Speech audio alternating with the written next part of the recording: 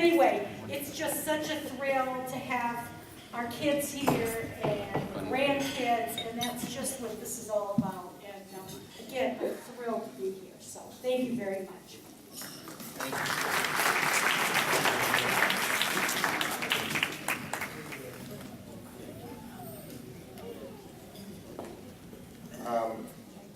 Rana?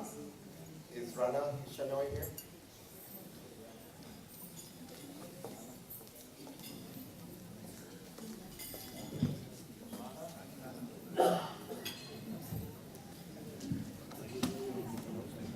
How about Kadir?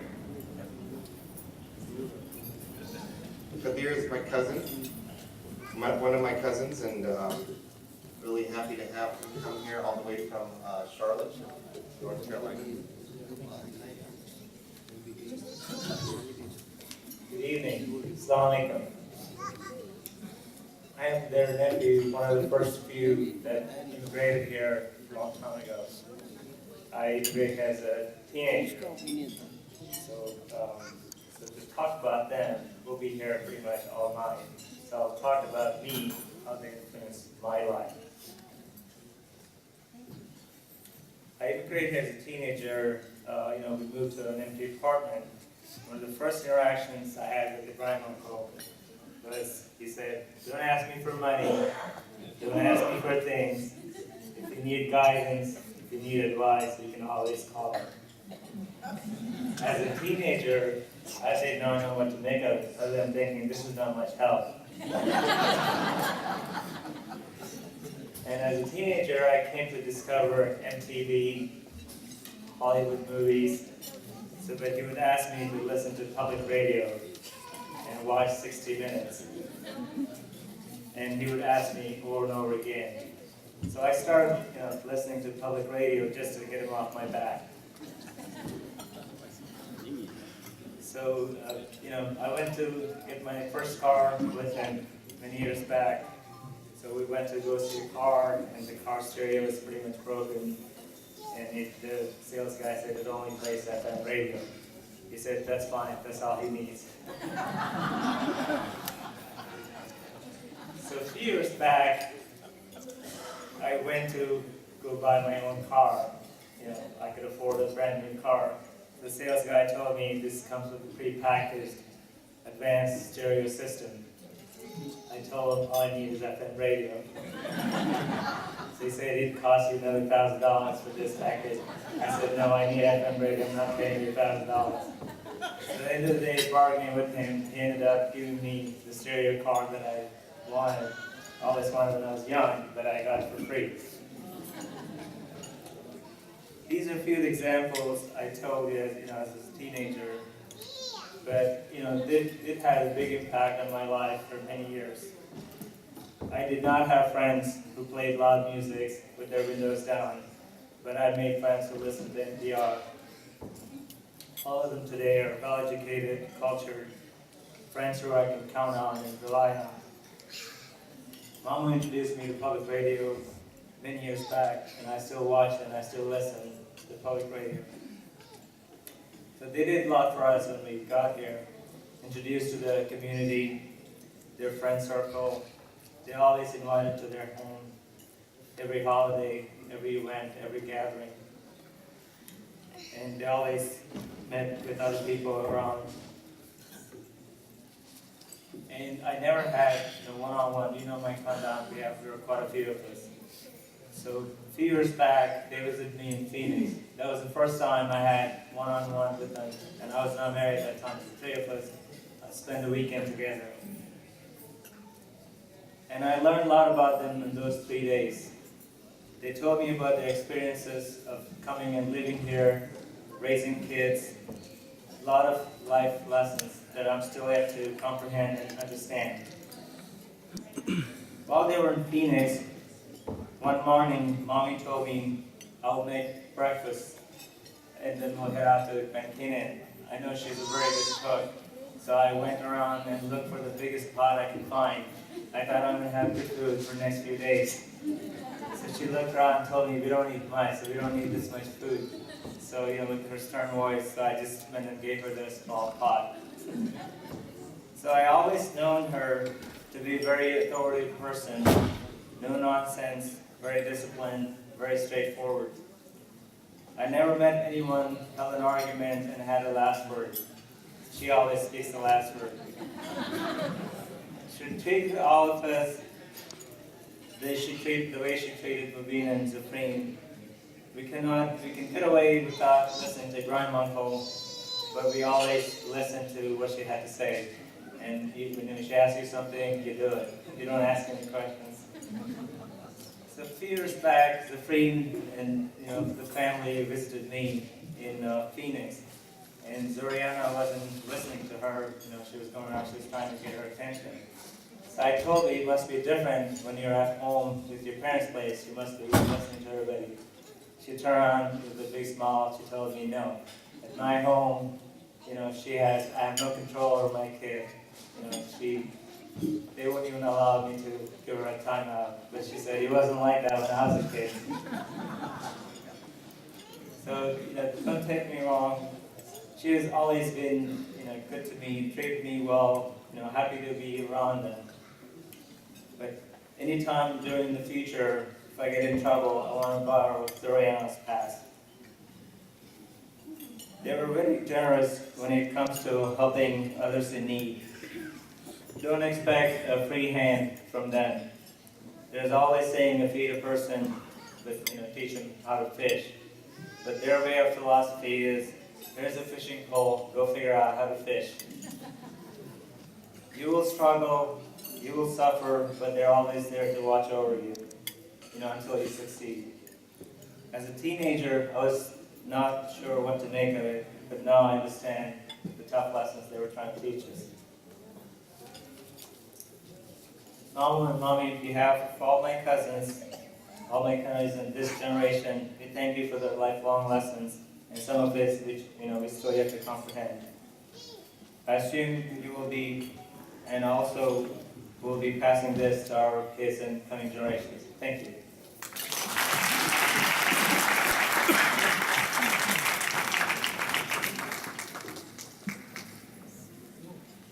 Thank you for that.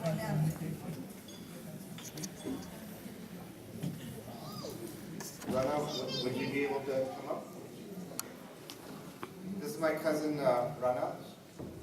She's my maternal cousin. And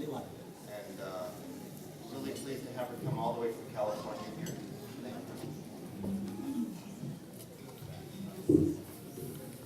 Assalamu alaikum everyone, good evening. Like Naveen said, I'm Sajida Auntie's niece. Even when I was practicing, I kept saying nurse for some reason, but I'm Sajida Auntie's niece. And my name is Rana. I'm from LA in California.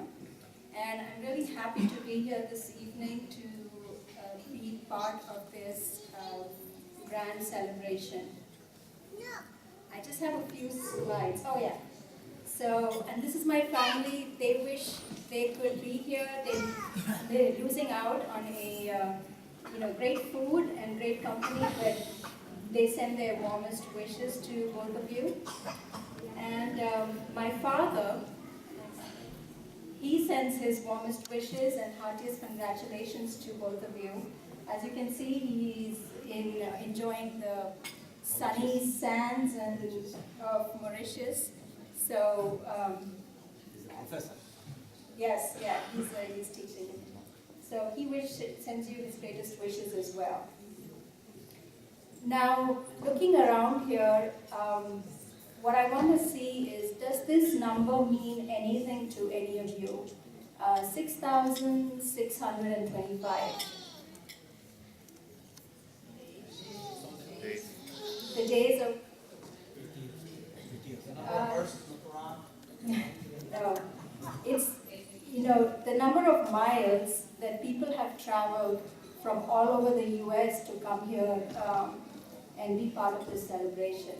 I know people have come from the East Coast, the West Coast, from North Carolina.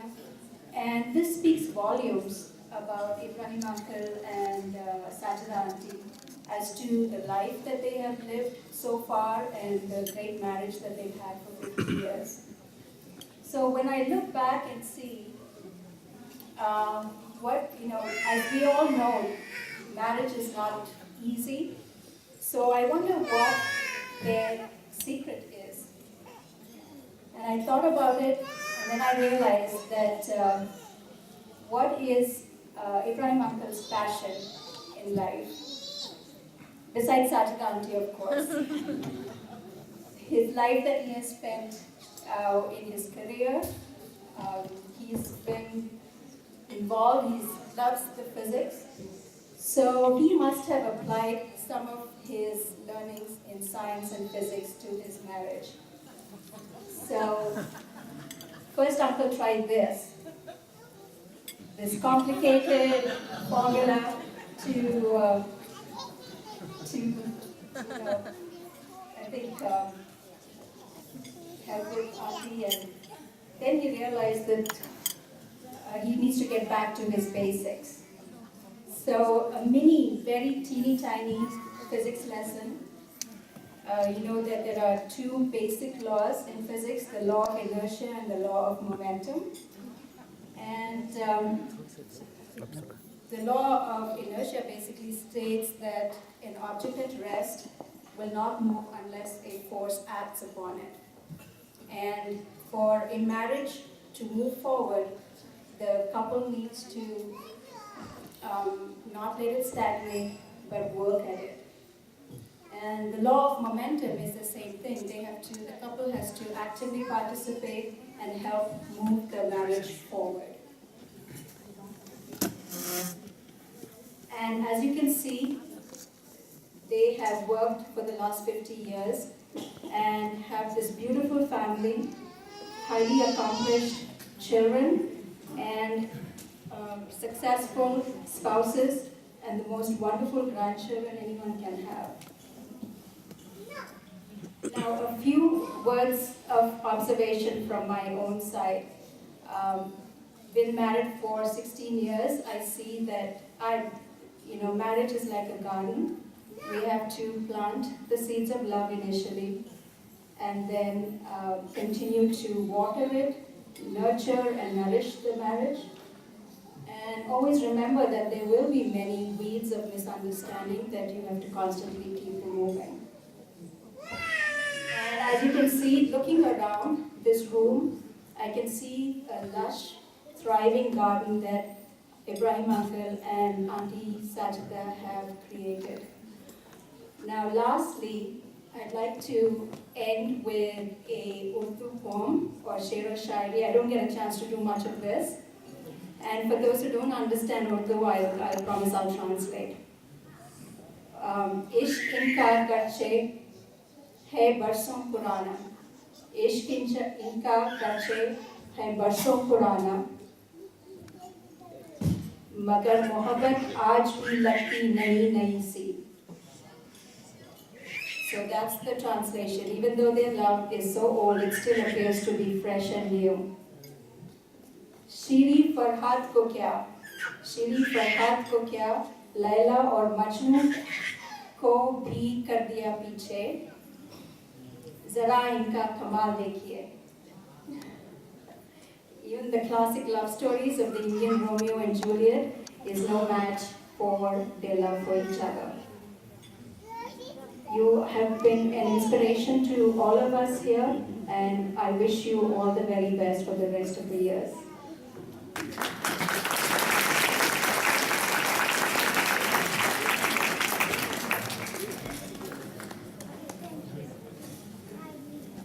Thank you so much, Ryan.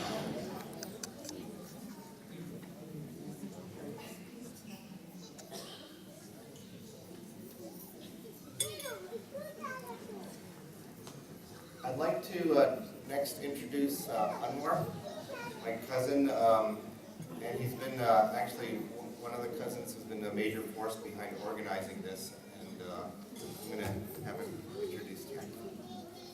Say a few words. Assalamu alaikum wa rahmatullahi wa barakatuh. Good evening, everyone. Most of us, you guys know about Ibrahim Uncle and then Sajida Auntie, either professionally or in community in your professional network. Good news is I only have 4 slides, so I will focus on their support and their givings and then their contribution to our family. So Alhamdulillah, it's one of the greatest blessings, but getting the 50th wedding anniversary. So Mubarak to Mamu and Mami, and then it's basically congratulations to Sajida Auntie. And then the one we have, top 6%, that is actually according to the Census Bureau, there's only 6% of the population in the US that make it up to the 50th anniversary. So there is something that we're proud of.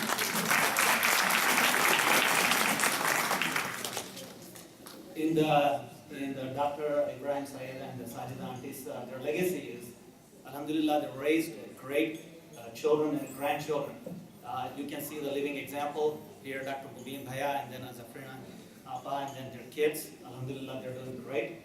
And then Mami and Mamu, their biggest secret of their marriage I can think of is they made decisions together. You know, just like in the US, we need to pass the laws to get something done. We always hear in the news that our government doesn't do anything. So a lot of families, that's the problem. They don't work together. I think Mamu in this think of it as they can take the opposite roles. They can be president, and then imagine, just like Obama, the president had in the first 2 years, they had a not two-third quite, but a Democratic majority party. So similarly, I think they did that job very well. And then above all, I think I really thank Bade Mamu and then for directly or indirectly sponsoring 115 plus people to the US from our country. And then in the Islamic perspective, Alhamdulillah, he established in 1988